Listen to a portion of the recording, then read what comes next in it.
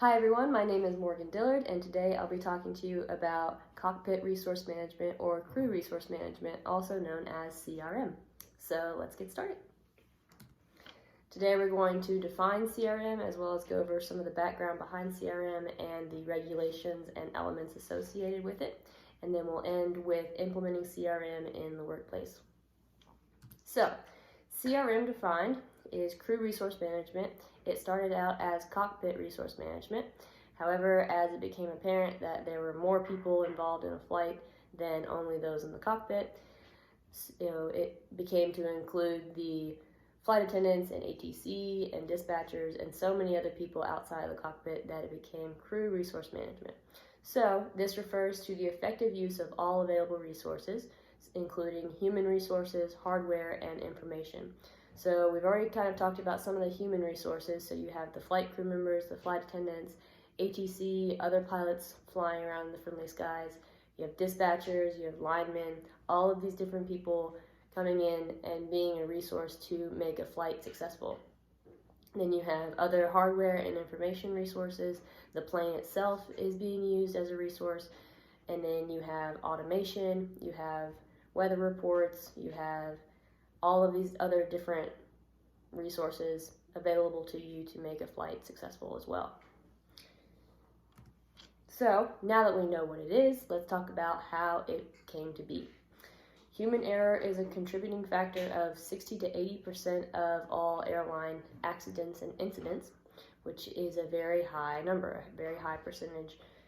And in looking into this and studying human error, it became apparent that problems were associated with poor group decision making, ineffective communication, inadequate leadership, and poor task or resource management. And as they studied this a little bit more, NASA and the FAA discovered that pilots were more being trained in the technical side of flying. So how to operate a CRJ, how to land, how to take off, emergency procedures, and obviously all of those are essential to the operation of an aircraft and to make a flight successful. But nothing was really said about human performance or human behavior in a flight. So it became apparent that something needed to happen in order to change this. And the first step for that was standard operating procedures, which were implemented to create a shared mental model between all the different flight crew members that were trying to make this flight successful. However, even the most well-meaning standard operating procedures may not have been implemented effectively enough, or they were either consciously or unconsciously ignored, sadly. So, as aircraft incidents and accidents increased, more human error was happening, and more standard operating procedures were becoming ineffective. It became apparent that we needed some type of training in order to create these accidents and try to mitigate them as well. Not create these accidents, try to mitigate them. Accidents are bad. So that came CRM training. So the mission of CRM training has been to prevent aviation accidents by improving crew performance through better crew coordination. So basically the whole point of this is to have crews work together in a more effective manner so that they can prevent these accidents from happening.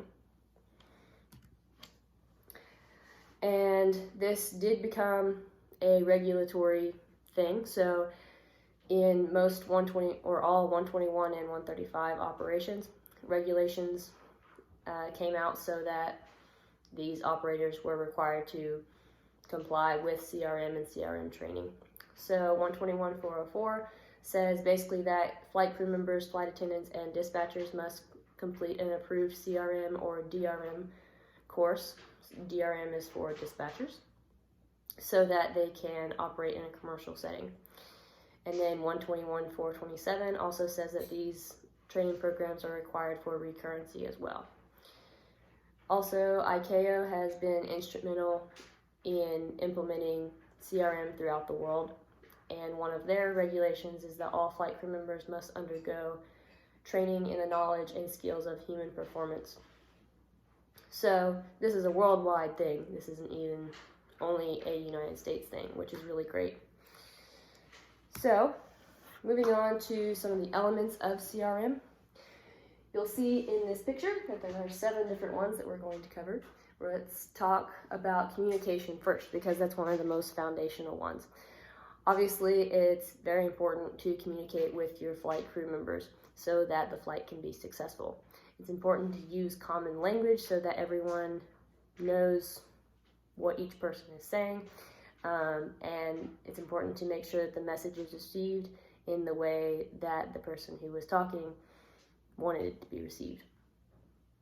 And that is right here, communication.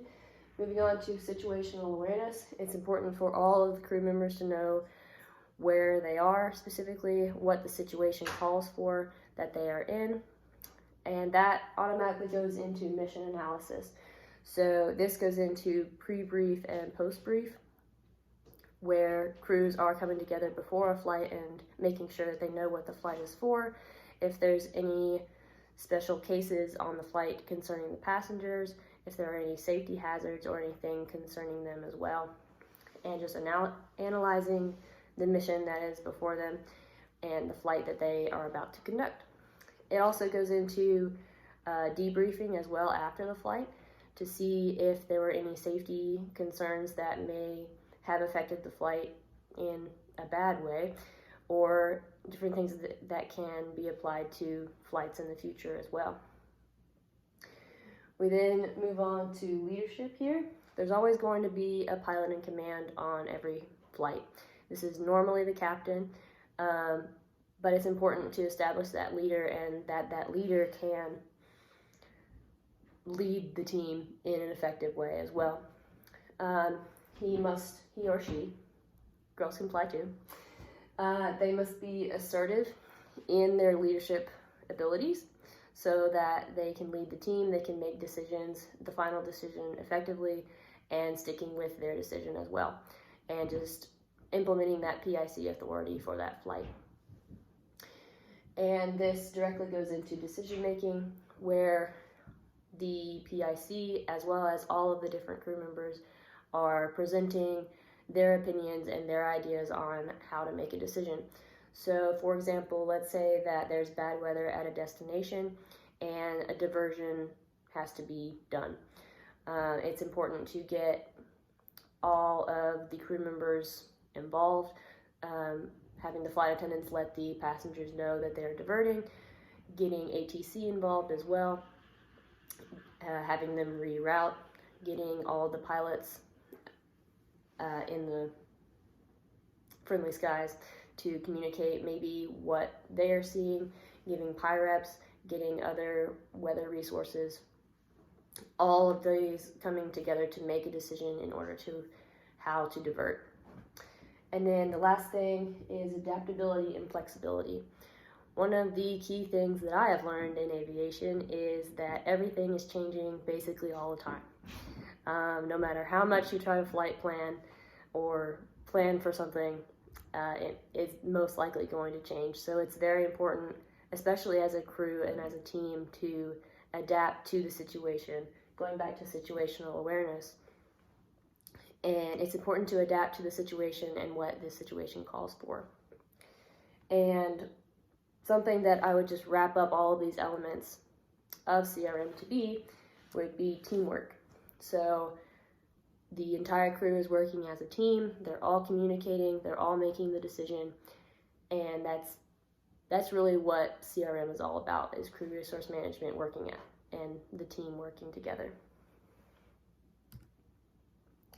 So, now that we know all the elements, we know what CRM is, let's talk about how we can implement CRM in the workplace.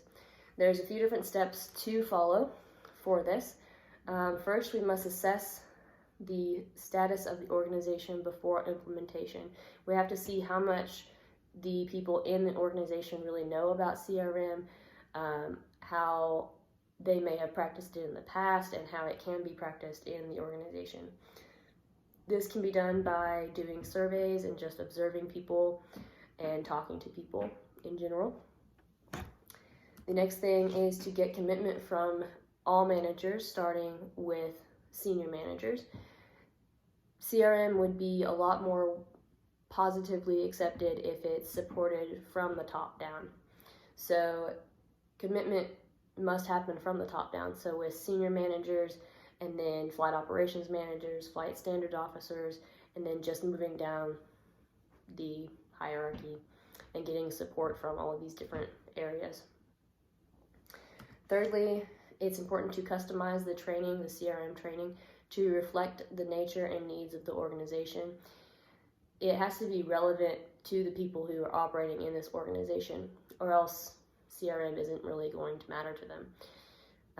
This may look like seeing the effects of mergers of two different airlines coming together, the introduction of different types of aircraft, and as well as different operations that the airline may be conducting, such as commuter operations, long-haul international operations, or night operations as well. Fourthly, it's important to define the scope of the program and an implementation plan.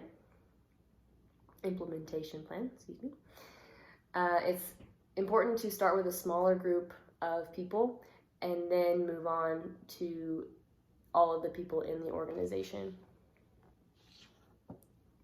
And this starts with maybe check airmen or instructors, and then moving on to pilots, flight attendants, and dispatchers, and then maintenance and linemen. So you're getting everyone in the organization involved.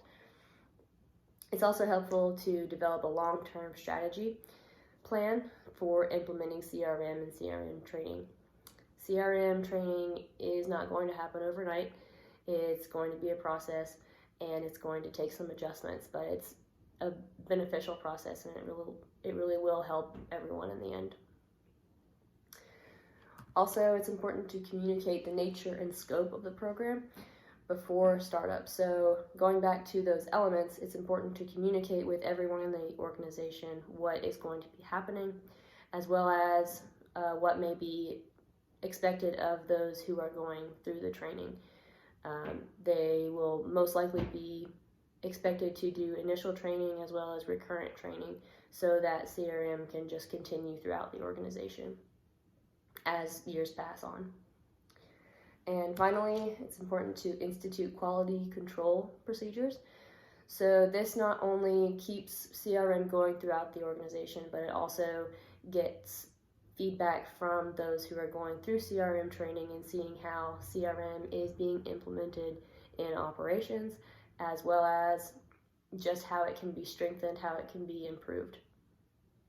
So using those 6 steps, it's an easy way to implement CRM in the workplace so that training can be followed and just continued throughout the organization. And finally, in conclusion, just a few things to remember. CRM can help prevent accidents and incidents from happening by mitigating human error. That's pretty much the whole point of CRM, is to make sure that these accidents and incidents aren't happening as often, or that they aren't happening because of human error. CRM is all about teamwork and communication. The whole point of CRM is to work together as a team and as a crew to use all the resources that are available so that a flight can be successful. And CRM will not happen overnight. It is a process, and it is beneficial for everyone in the end, but it's important to be patient and to go through the training as it is implemented. So here are some of my resources. One of the major ones that I used was Advisory Circular 120-51E, and that basically talks a lot about CRM and how to implement it in an organization. So thank you for watching my video. I hope you learned something, and I hope you have a great night.